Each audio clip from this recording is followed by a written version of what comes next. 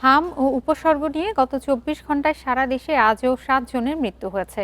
এর মধ্যে হাম নিশ্চিত মৃত্যু হয়েছে ২ শিশুর।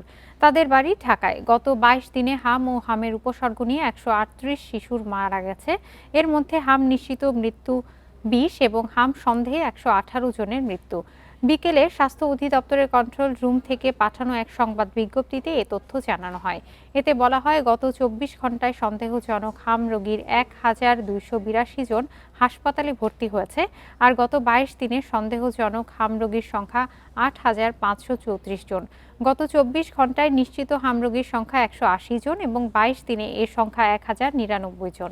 ১৫ মার্চ থেকে ৬ এপ্রিল পর্যন্ত সন্দেহজনক হাম রোগী হাসপাতালে ভর্তি হয়েছে ৫,৯৪০ জন।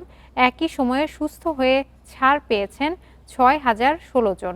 মৃত্যুর হিসেবে গত ২৪ ঘন্টায় হাম সন্দেহে সবচেয়ে বেশি মৃত্যু ৫ জন ঢাকা বিভাগে।